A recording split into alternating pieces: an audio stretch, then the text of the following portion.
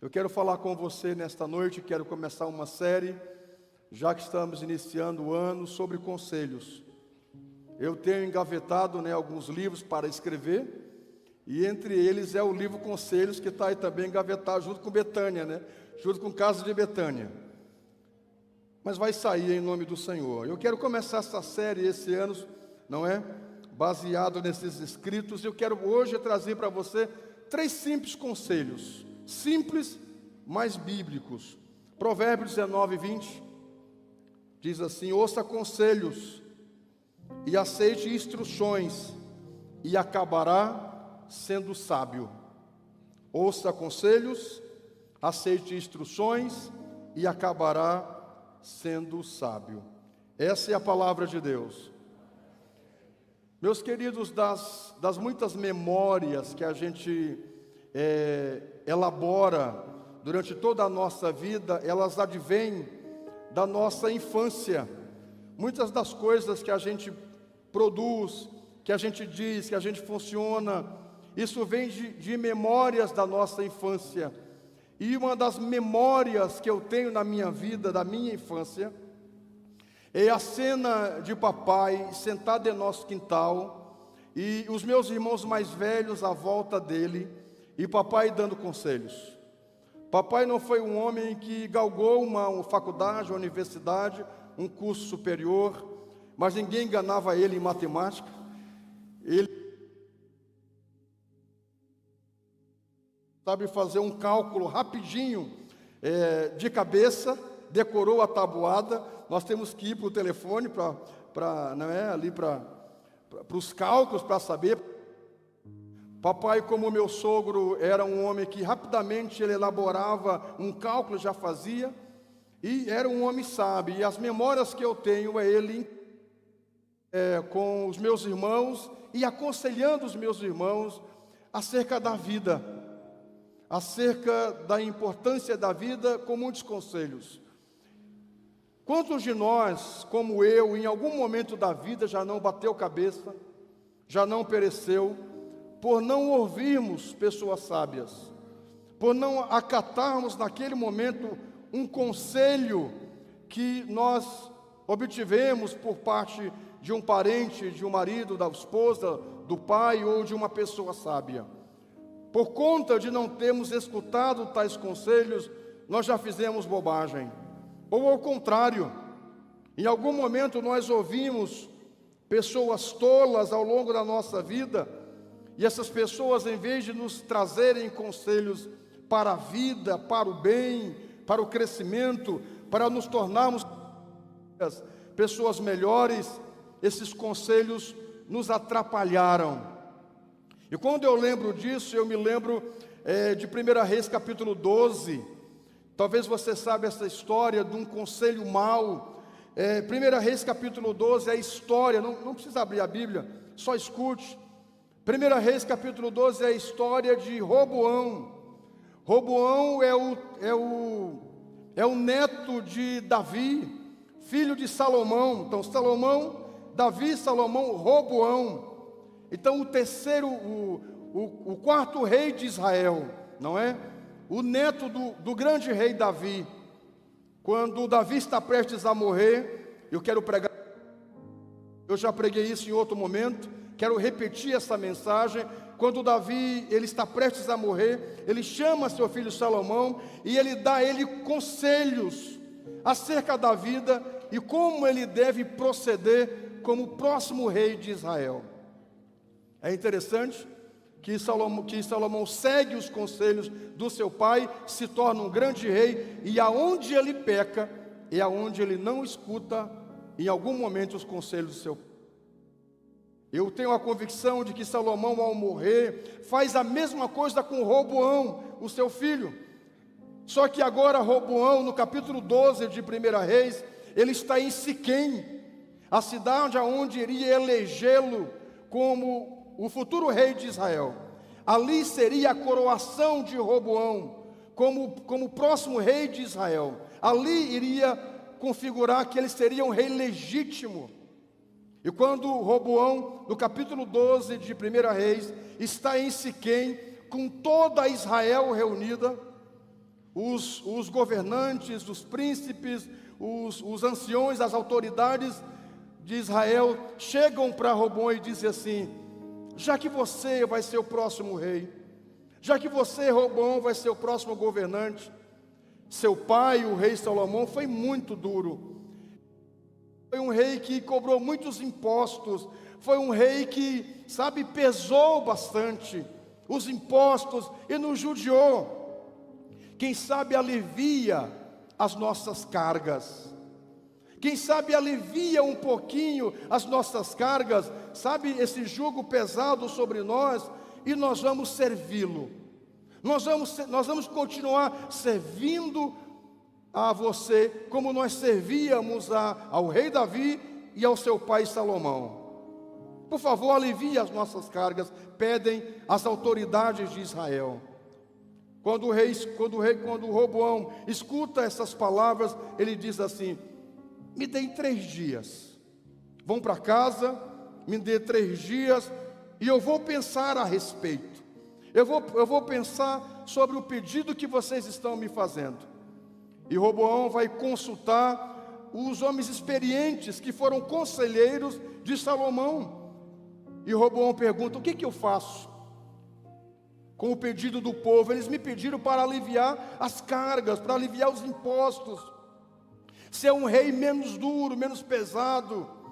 E aí os conselheiros do seu pai dizem assim: é bom você fazer isso, é muito bom você aliviar os impostos, é muito bom você aliviar a carga, e se você tiver misericórdia do povo, eles vão seguir você para sempre. Seja misericordioso com esse povo, é só o que eles querem.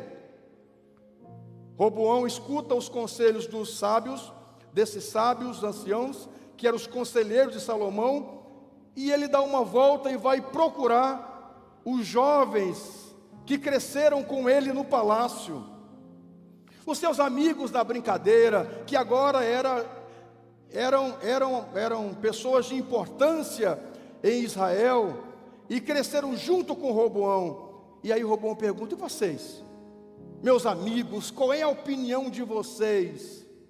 Por isso, às vezes, a gente da condição de amigo, é complicado dar um conselho, porque às vezes o amigo, para preservar a amizade, vai fazer ponderações, e isso pode ser um problema, não é?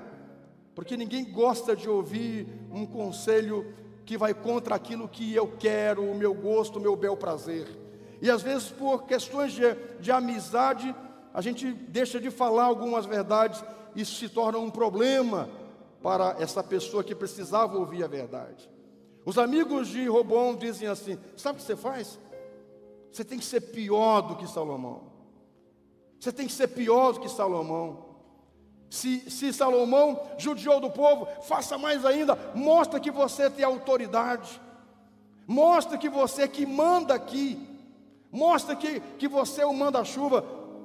Aumente os impostos, judie do povo, e diga mais ainda para eles que o peso que Salomão colocava sobre o povo era do tamanho de um dedinho mindinho seu, mas o que você vai colocar sobre o povo vai ser como a sua cintura. Você vai ser mais pesado, você vai ser mais rígido, para mostrar que você tem autoridade, para mostrar que aqui você manda.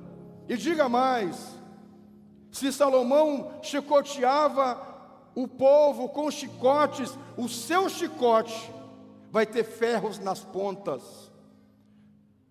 Eles serão chicoteados com escorpiões. Aí você vai mostrar que você é grande.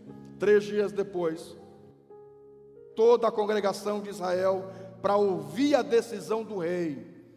E o rei, infelizmente, escuta os jovens conselheiros, e ele expressa essa palavra dizendo: eu vou ser mais pesado que meu pai. O peso que meu pai colocava sobre vocês era do tamanho do dedo midinho. O meu peso vai ser da minha cintura. Meu pai chicoteou vocês com chicotes de couro. Os meus chicotes, além de serem de couro, terão ferros nas pontas. Eu vou chicotear vocês com escorpiões. Meus irmãos, a Bíblia diz que quando toda a congregação de Israel ouviu essa fala dura, pesada de Roboão, 10 tribos de Israel se rebelaram contra o rei. Essa situação é chamada de o cisma de Israel.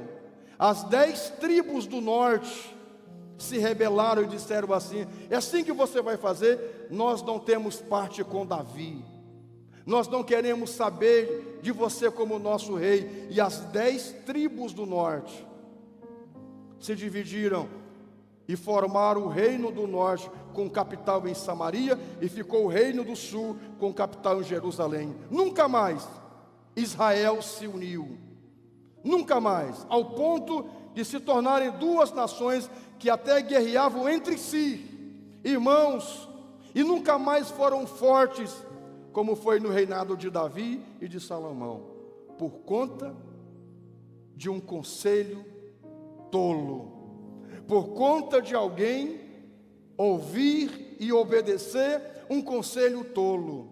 Escute uma coisa, queridos, parece simples e parece bobagem, mas um conselho pode mudar o curso da nossa vida. E é por isso que eu quero começar esse ano com esta série Conselhos, trazendo a você conselhos que vão te ajudar na sua vida. Não os conselhos do pastor Pedro, não, mas os conselhos da palavra de Deus. Deus, Ele acha por bem os conselhos que Jesus é chamado de conselheiro, além de príncipe da paz, conselheiro. Então escute uma coisa, veja como para Deus conselhos são importantes. Que nesta noite, você que está aqui no culto, e você que está me acompanhando na transmissão, você, quem sabe, vocês são testemunhas de conselhos que você ouviu e que você obedeceu e foi bem sucedido, e conselhos que você não ouviu e pereceu e pagou um preço por isso. Por isso, nesta noite, eu quero trazer esse ensinamento para você. E eu separei 3 conselhos muito simples, mas que são bíblicos. O primeiro deles está em Josué, capítulo 1, versículo 8. Vamos comigo para Josué, capítulo 1, versículo 8. Josué, capítulo 1, versículo 8, diz assim: não cesses de falar deste livro da lei, antes medita nele dia e noite, para que tenhas o cuidado de fazer segundo tudo o quanto nele está escrito. Então farás prosperar o teu caminho e serás bem-sucedido. Diga amém. Primeiro conselho é: viva a palavra. Diga: eu preciso viver a palavra. Meus irmãos, eu vejo muitas pessoas buscando métodos para crescerem na vida, para prosperarem, para vencerem, para conquistar lugares altos. O que você precisa está diante de você. A palavra de Deus é o segredo para você ser bem sucedido, porque para alcançar riquezas, aí tem outros métodos. Mas eu conheço muita gente rica que não é próspera, que não tem alegria na alma, que gostaria de se desfazer de tudo o que já conquistou, para ter um pouco de paz na vida. Agora você imagine aliar, você ter recursos para poder se manter e viver bem, e poder abençoar outros, mas além dos recursos para tal, você ter paz no seu coração, você saber que terá sempre a provisão de Deus. Aonde eu encontro isso? Na palavra de Deus. O que você precisa para ser bem sucedido está aqui, na santa bendita palavra de Deus. O nosso dilema, minha gente, é que nós não vivemos a palavra como deveríamos viver. Se nós vivermos genuinamente a palavra de Deus, nós seremos bem-sucedidos.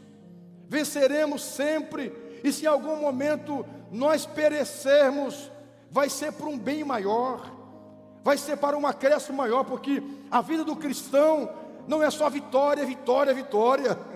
A gente perece às vezes, mas esse perecer não é para a morte. É como Jesus disse para Maria, né, e para Marta: a morte de Lázaro, não é essa doença aí não é para a morte, isso é para a vida, tem algo muito maior. Sabe, gente, então, mesmo que a gente humanamente pareça que esteja perdendo e perecendo, mas quando vierem os ganhos, serão muito maiores. O segredo para nós sermos bem-sucedidos genuinamente como família, como indivíduo, como pessoa, como empresário. Você sabia que tem empresários bem-sucedidos, que eles buscam orientação na Bíblia? Todos os presidentes norte-americanos, ele tem os pastores como seus conselheiros. E aonde os pastores, com que base os pastores aconselham? Na Bíblia. Então o que nós precisamos, meus irmãos, está na palavra de Deus. Nesta noite eu quero convidar você para escutar esse primeiro conselho. Viva a palavra. Viva a palavra de Deus todos os dias na sua vida. Guarde a palavra do Senhor na sua vida. Não pode ser apenas como fazem os judeus ortodoxos, que usam a mezuzá na frente, na porta da casa, não é? A mezuzá, aquela caixinha que põe um texto bíblico, não é? Da Torá, e coloca na porta da casa. Ou o nefilim, que amarra aqui na mão, e eles amarram aquela tira no braço. Porque eles acreditam que se amarrarem, porque é um texto que nós vamos ler em Deuteronômio, não é 6, se amarrarem o texto bíblico, que é o nefilim, no braço, isso abençoará a vida deles, sabe? É para além disso, é para além de decorar os textos bíblicos, é para além de conhecer a Bíblia de ponta a ponta. Não é apenas o conhecimento. O que vai produzir vida em nós é vivermos a palavra de Deus. Meus irmãos, esse mundo e o meio evangélico e cristão muitas vezes é podre, porque de teoria tem muita gente que dá um estudo bíblico sobre amor de forma maravilhosa. Pergunte se ele vive o amor, pisa no pé dele. Dá um estudo sobre perdão, a coisa mais boa do mundo, pergunta se perdoa. Eu já vi muita gente pregando sobre dízimo, orando sobre dizimista e não sendo dizimista. Então veja, na teoria, que mudança fará? Eram os fariseus que conheciam a lei como ninguém, mas quando o Senhor Jesus apareceram, eles rejeitaram a palavra, porque Jesus, para além da teoria, Jesus vivia a prática do amor, da misericórdia, era para além de recitar os textos, ele vivia isso com a multidão. Então, meus irmãos, não é apenas conhecer a palavra, a Bíblia, saber dos textos, é vivê-lo na nossa vida. E é por isso que a gente passa por experiências dolorosas, para que a gente possa de verdade demonstrar que estamos vivendo a palavra de Deus. Você sabe quando é que as pessoas de verdade vão se converter? Quando elas olharem para nós e virem e perceberem que nós vivemos a palavra genuinamente. Porque não adianta eu dizer para o moribundo que está caído e dizer para ele: ah, Jesus ama você, Ele é o pão da vida e vai alimentar você. Se eu não alcançar com o pão, esse meu discurso é vazio. Então, para além do discurso, a prática. Nessa noite eu quero convidar esta igreja para viver a palavra. O que a palavra diz sobre casamento, sobre família, sobre finanças, sobre amor, sobre perdão, sobre misericórdia? Viva a palavra. Nós precisamos viver a palavra, meus irmãos, e aí quando fizermos isso, a nossa vida em todos os aspectos serão bem-sucedidos. Você não terá que temer nada nesse mundo, porque você está vivendo a palavra de Deus. Então, primeiro conselho nesta noite, igreja do Senhor, é: vamos viver a palavra. Viver a palavra genuinamente. E escute uma coisa: quando mais o tempo do fim se aproxima, mais nós veremos a diferença entre o que serve a Deus e o que não serve. Porque carregar uma Bíblia é fácil carregar. Em São Paulo tinha um cara na Praça da Sé que ficava assaltando as pessoas com um revólver dentro da Bíblia. Sabe aquelas Bíblias de zíper? Ele tirou metade das folhas e colocou uma arma dentro e assaltava. As pessoas achavam que era um irmão. Quando ele abria, tinha uma arma dentro. Então escute uma coisa, queridos: para além de teoricamente conhecermos a palavra, vamos viver ela todos os dias. Nesta noite eu convido a igreja do Senhor, vamos viver a palavra e a vida de Deus vai se estabelecer sobre nós. Você pode aplaudir o Senhor? Faça isso com alegria. Vamos ler esse texto, Deuteronômio capítulo 6, versículos 6 a 9, é esse texto que eu disse para vocês. Deuteronômio 6, do 6 a 9. Que todas estas palavras que hoje te ordeno estejam em seu coração. É isso que tem que estar. Ensine-as com persistência aos seus filhos. Converse sobre elas quando estiver sentado em casa, quando estiver andando pelo caminho, quando se deitar e quando se levantar, e-as como sinal nos braços e prenda-as na testa. Escreva nos batentes das portas da sua casa e em seus portões. Os judeus, literalmente, eles são muito literais, não é? E eles fazem isso literalmente. Mas para além de fazer isso literalmente, vamos fazer isso em nosso coração. Viver genuinamente a palavra de Deus. Segundo conselho está em Eclesiastes capítulo 9, versículo 10. Vamos lá comigo. Eu particularmente acho esse conselho extremamente relevante. Como todos, é claro. Eclesiastes capítulo 9, versículo 10. Tudo quanto te vier à mão para fazer, faze-o conforme as tuas forças, porque no além, para onde tu vais, não há obra, nem projetos, nem conhecimento e nem sabedoria alguma. Alguém já disse, um dos meninos aí que entende futebol, não sei quem deles, me disse esses dias de que o jogador Cristiano Ronaldo, quando ele chega das viagens e todo mundo vai descansar nos hotéis, ele pega uma bola e vai treinar. Ele é obstinado para condicionar o seu físico, o seu corpo. É um atleta de alto nível. Enquanto muitos já se cansam e querem vida boa e descansar, ele é focado no treinamento. Por isso é uma máquina de fazer gol e é um dos melhores jogadores do mundo. Escute uma coisa. Então o segundo conselho seria: seja uma pessoa disposta. Esses dias, não sei, desses 2 dias atrás, eu repostei no meu Instagram uma imagem de uma pessoa sentada pedindo esmola. Não sei se você viu isso, dos meus stories. Uma pessoa sentada pedindo esmola e alguém sem os braços, carregando o negócio, carregando alguma coisa, trabalhando. Sabe, gente, o nosso problema é que nós vamos para aquilo que é mais fácil, para aquilo que é mais leve, para aquilo que dói menos. Como preguei esses dias para vocês, nós gostamos de pegar atalhos. A gente não quer pegar uma freeway, a gente quer andar para os atalhos para chegar mais rápido. E aí a gente se embreta, se empenha na vida, porque a gente quer o serviço mais leve. A gente escolhe o que é mais fácil para nós. E aí nos tornamos pessoas frágeis em todos os aspectos da vida, que tudo para nós é difícil. Sabe, gente, eu sei que o Brasil me apresenta a ser uma nação de falta de oportunidades. Eu sei, a gente percebe isso. Nós precisávamos de uma nação que proporcionasse para os seus patrícios mais oportunidades. É bem verdade.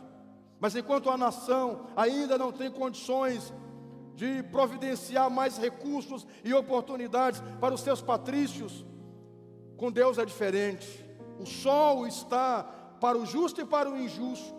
E porque às vezes que o injusto prospera na vida, é porque ele levanta cedo, é porque ele lida na vida, porque não tem preguiça, não acha as coisas difíceis. Meus irmãos, eu conheço gente que dá pulo dessa altura, cheio do Espírito Santo, mas é uma pessoa miserável, anda devendo no meio mundo. Você sabe por quê?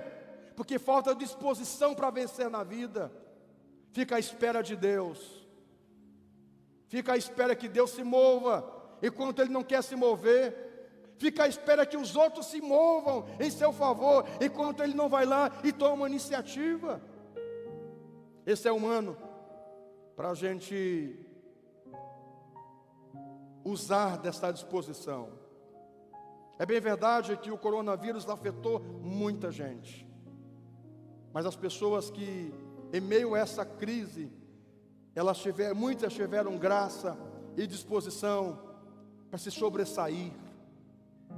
Porque é isso que as pessoas fazem em meio às crises, não são deglutidas por elas, não ficam a sentar e a lamentar da vida, de falta disso e daquilo. Mamãe, papai, pastor, ninguém me ajuda. Ninguém vai lhe ajudar se você não se ajuda. Sabe, gente, eu tenho percebido ao pouco longo da minha vida, não é? Minha vida, estou começando a vida, que parece que algumas pessoas, quanto mais a gente empurra elas, é pior. Elas têm que estar sempre empurrando, e parece que essas pessoas não andam. E aquelas pessoas que a gente solta na vida, e elas vão tateando, vão se debatendo, batendo cabeça, sofrendo aqui, sofrendo ali, chorando aqui, chorando lá. Parece que essas pessoas, elas são pessoas diferenciadas. Você sabe por quê? Porque quem sabe elas têm algo no coração, que é ser uma pessoa disposta. Nesta noite eu quero convidar você a ouvir esse conselho. Seja uma pessoa disposta. Se o teu irmão mandar você caminhar 1 milha, caminhe 2. Não faça as coisas por obrigação, faça mais. As pessoas excelentes na vida são aquelas pessoas que não apenas fazem o que é mandado. Olha, faz só isso aqui para mim, faz isso aqui para mim. Mas a pessoa que está vendo que está sujo aqui, limpa para mim esse púlpito aqui, ó, tem uma mancha aqui, mas também está sujo aqui. Não, só vou limpar aqui, que só me pediram para limpar aqui. São pessoas medíocres, que não vão muito longe. Mas essa pessoa que tem essa visão diz: não, me mandaram fazer aqui, não vou atrapalhar, mas vou limpar aqui também. Ok, são pessoas dispostas na vida. Graças a Deus eu tive uma mãe extremamente disposta. Quando ela pedia para o papai fazer uma coisa e ele demorava, ela ia lá e fazia. E que bom que eu tenho uma mulher também assim, muito disposta. Meu Deus, eu tenho que correr para me poder acompanhar a pastora, senão eu fico para trás. Verdade. Sabe, gente, há uma palavra, é mais ou menos assim, não estou bem lembrado, é mais ou menos assim: se você se mostrar fraco, no dia da adversidade, como é que você, é mais ou menos assim, como é que é? Se cansa com os que andam a cavalo, como é que é essa palavra? Me ajuda aí, os universitários, os teólogos.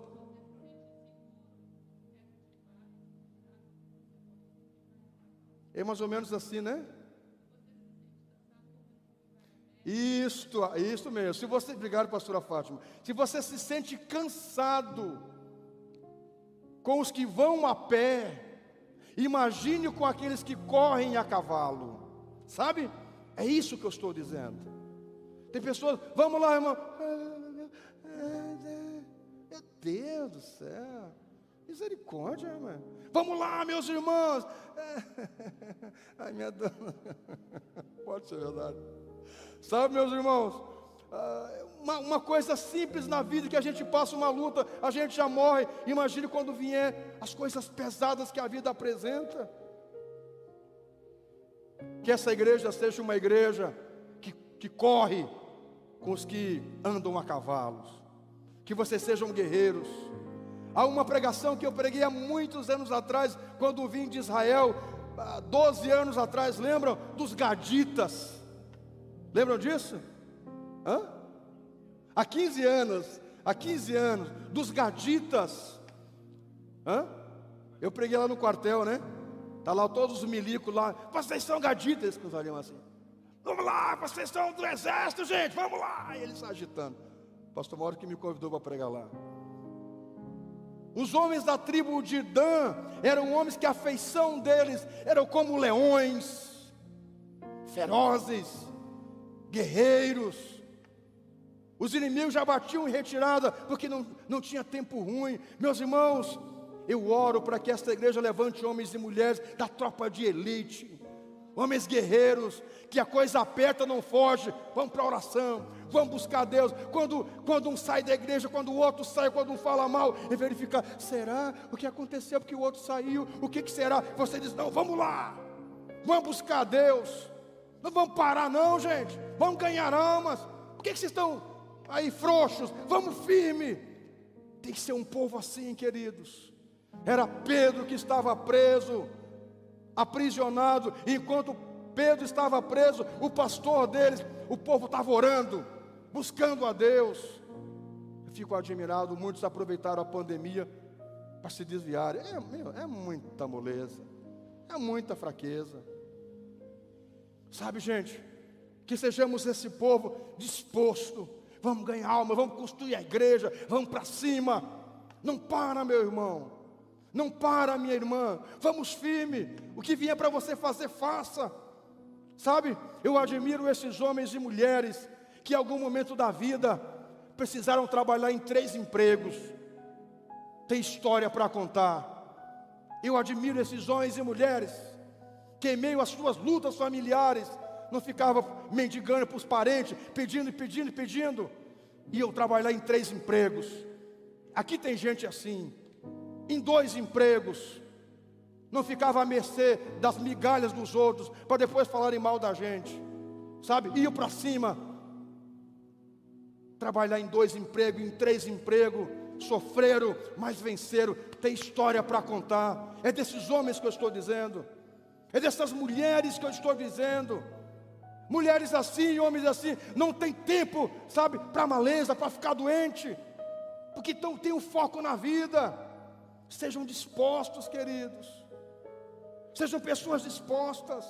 Na igreja, há pessoas aqui que eu admiro aqui na igreja, que a gente tem que fazer uma coisa, uma lida, estão sempre juntos, para fazer, para ajeitar, não tem tempo ruim. Que coisa boa isso. Seja uma pessoa disposta. Ore a Deus. Se você não tem, por natureza, você é aquela pessoa que tem que estar empurrando, dando injeção de ânimo. Ore a Deus, diga, Senhor, me ajude, me dá disposição. Deus diz para Josué, você precisa ir, vamos lá, tem ânimo, faça esse povo entrar na terra prometida, vamos lá, não tema, não tenha medo, vá firme. E Josué faz isso e conquista. Tudo que vier na sua mão para você fazer, não põe em dificuldade, meu irmão. Olha, eu não sei como é que faz isso, mas eu vou atrás e vou dar um jeito. Vamos fazer. Deus vai honrar você. Digam amém. Por fim, terceiro conselho nesta noite, eu tirei de um filme mexicano que esses tempos eu assisti com a pastora e as meninas. Embora ele tenha um contexto, sobre a morte, mas são lições. Terceiro conselho e último nesta noite é: viva a vida é uma festa. Alguém já viu esse filme? Viva a vida é uma festa. Viva a vida é uma festa. Esse filme conta a história do Miguel, o mexicano de 12 anos, um gurizinho de 12 anos, que ele quer ser um cantor. E ele tem um personagem chamado o Ernesto de la Cruz. Seu grande ídolo, Ernesto de la Cruz. Ele quer ser um cantor e a família vai contra. Eu sei que ele enfrenta toda uma dificuldade. E a lição desse filme é duas coisas importantes. Embora a cultura mexicana celebra muitos mortos, mas a lição desse filme são duas coisas. Primeiro, os sonhos. Viva por eles. Vá atrás dos sonhos. O segundo é lembranças. O poder da lembrança. Lembrar dos familiares. Lembrar dos pais. Lembrar dos amigos. Lembrar dos conselheiros. Fala do poder da lembrança. Não esquecer, sabe? Não esquecer da família.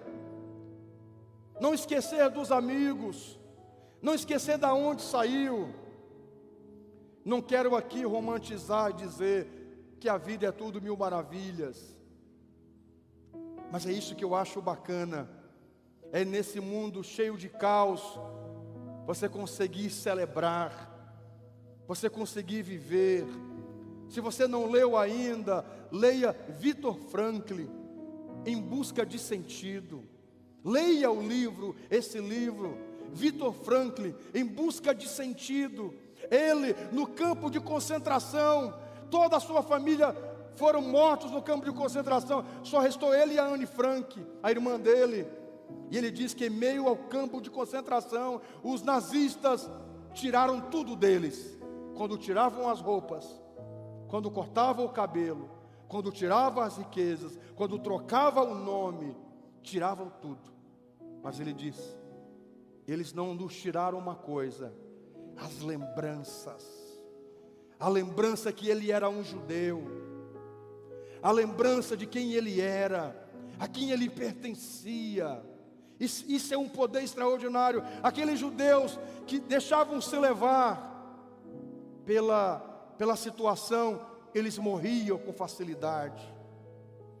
Viktor Frankl ficava projetando, pensando nas coisas boas, no que ele iria conseguir, no que ele iria vencer, sabe? E foi assim que ele conseguiu sair, vencer no campo de concentração. Em meio ao campo de concentração, ele tinha vida. A vida é bela. O que melhor do que o filme A Vida é Bela, aonde aquele pai brinca com o filho. É um filme para a gente chorar, se acabar chorando. Eu que não sou de chorar, esses filmes eles acabam comigo, sabe? A vida é bela. No meio do campo de concentração, o pai conseguia trazer para o filho uma beleza.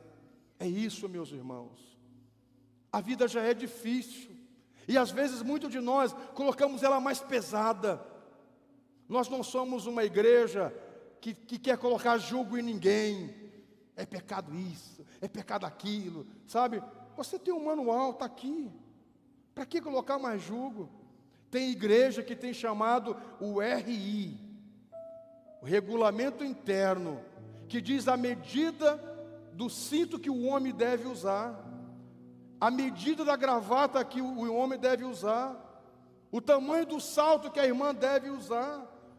Meu Deus do céu, misericórdia, gente. Misericórdia, sabe? Regulando a vida das pessoas. Meus irmãos, tem gente que não dá para ficar perto delas, elas são pesadas. A gente não pode falar sobre a vida, porque elas são aquelas pessoas, aquela hiena, sabe a hiena, como é que chama ali? O hard, né? O hard é o leão. Não, é a hiena, né? O hard é a hiena, o hippie é o leão. Vamos, hard. Ai, não sei que não vai dar certo, nós vamos morrer, nós vamos sei o quê. Sabe, tem gente que a gente não pode conversar com elas, porque elas só lamentam da vida. Elas fazem da vida mais pesada do que já é. Sabe, tem pessoas que vê diabo em tudo, vê pecado em tudo, vê demônio em tudo, vê acusação em tudo. A gente não pode nem brincar. Tudo vê o Satanás, tudo vê um demônio. Esses dias o Léo conhece, né, Léo? Aquele irmão que ele se separou até porque não teve condição de estar casado com a mulher. Coisa triste. Tudo que ele brincava, né, dizia assim, é o Satanás na tua vida. Ele fazia uma graça, ele dizia: é um demônio em ti. Meu Deus, tudo era o Satanás, tudo era o demônio. Ele contava uma graça, já está com espírito de macaco, de chacorrice. Não, estou contando uma piada, uma graça. Sabe, gente? Misericórdia. Tem pessoas que a gente não consegue ter liberdade de brincar, porque quando a gente falar alguma coisa, o senhor não é pastor, o senhor não é crente, não é homem de Deus. A gente não pode, sabe, não é dizer bobagem ou tolice, mas tem pessoas que são pesadas e pesam o ambiente. A vida passa tão rápido, irmãos. Por que colocar julgo que nem Deus coloca em nós? Viva a vida. Viva a vida é uma festa. Embora que para você não seja, é só lutas, mesmo em meio ao caos, faça isso. Sabe, é o dilúvio. Dilúvio lá fora. Mas Noé, junto com a sua família, estava dentro da arca, celebrando a vida. Deixa o dilúvio cair. Deixa o dilúvio estar aí surgindo. Viva com a sua família. Viva o melhor. Sabe, não precisa ser pesado. Eu tenho aprendido ao longo do tempo de que a gente não precisa da opinião da gente sempre. Eu sou uma pessoa muito opiniosa. E olha que eu sou uma pessoa muito opiniosa. Mas às vezes eu vejo que não vale nem a pena para ficar debatendo. Eu quero isso, eu quero aquilo. Não, eu gosto de dar opinião. Deu. Sabe, não vale a pena. Viva a vida, meus irmãos. Quando você chegar na casa de Deus, é por isso que a gente pede para sermos uma igreja celebrativa. E somos uma igreja assim, alegre, celebrativa. Celebre mais a vida. Celebre o que Deus lhe tem lhe dado. Dance em casa com uma família. Qual foi a última vez que você deu gargalhadas? Que você riu? Que você brincou? Não estou falando de sempre estar, sabe, ser um piadista. É o palhaço francês que foi no terapeuta. Quando ele chega lá, ele diz assim: minha vida é um tédio, minha vida é uma tristeza, estou deprimido, exaurido, esgotado, o que eu faço?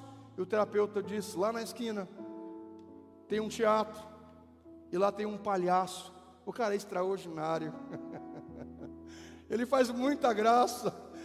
E aquele pessoa diz: mas eu sou aquele palhaço. Eu sou aquele palhaço. Sabe, gente, não é apenas atuar, é viver. Não é apenas atuar, é viver. Não é apenas contar uma graça para os outros serem felizes e dar risada, se descontraírem. Não, é porque você é uma pessoa leve. É porque você é uma pessoa feliz.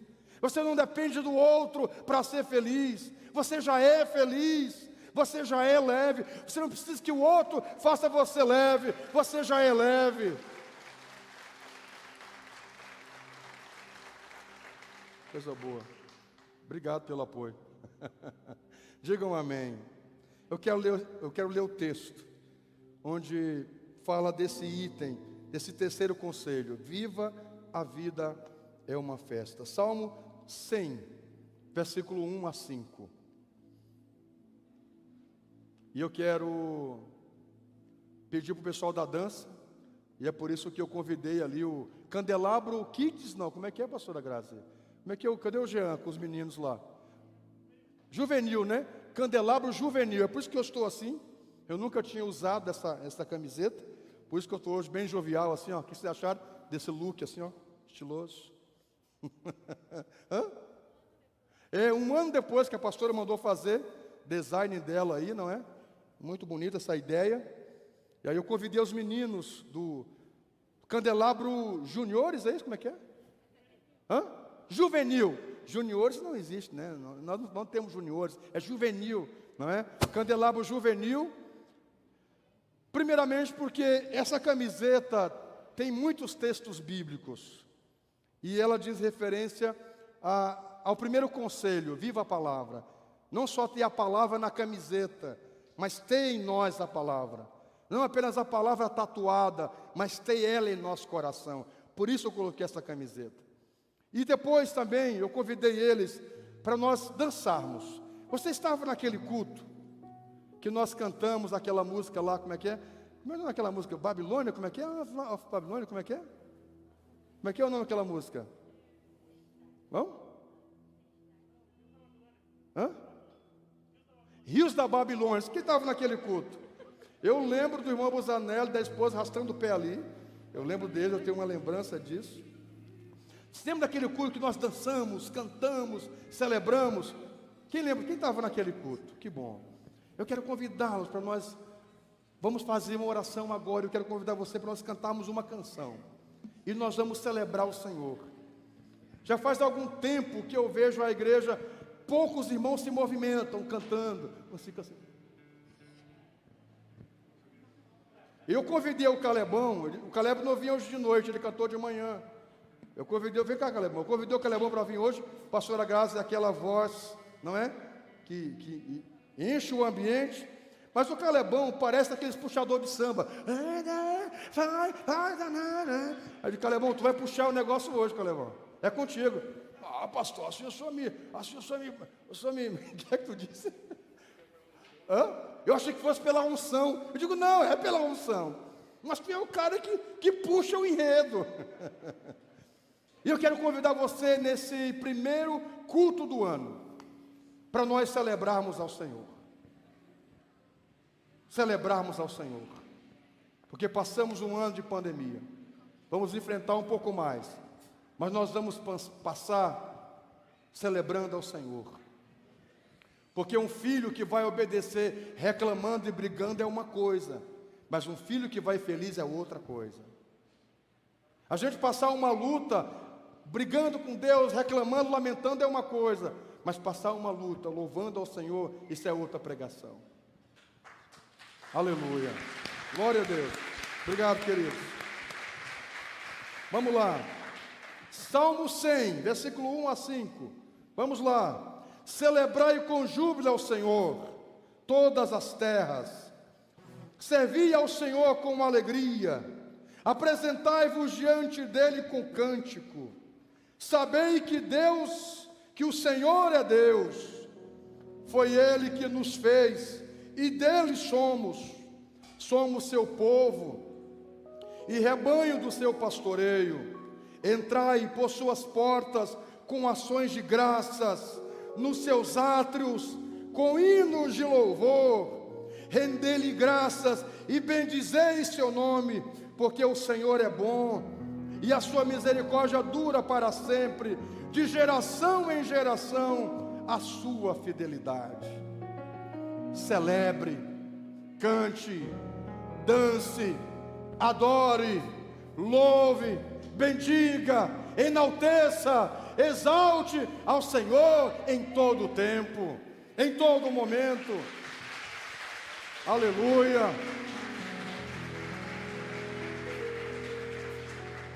Vamos viver a vida, querido. Vamos fazer dessa vida uma festa, mesmo com todas as dificuldades.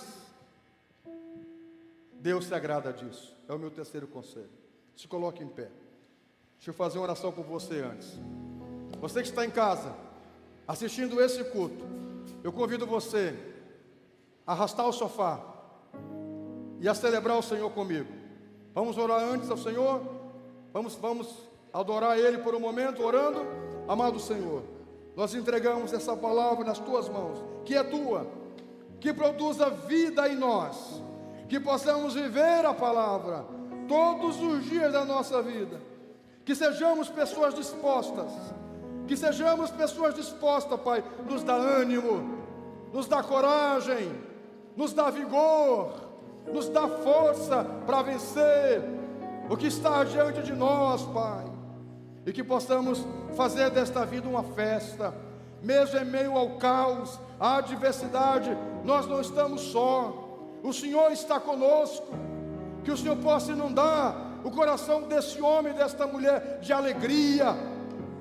Se alguém entrou aqui pesado, se alguém entrou aqui abatido, se alguém entrou aqui entristecido, moribundo na alma, que o Teu Espírito Santo nesta noite produza vida, produza alegria, produza renovo, esperança, e o Teu povo, Senhor, seja um povo que possa estar sempre disposto a celebrar o teu nome, a enaltecer o teu nome, em nome do Senhor. Vamos cantar a Ele com alegria.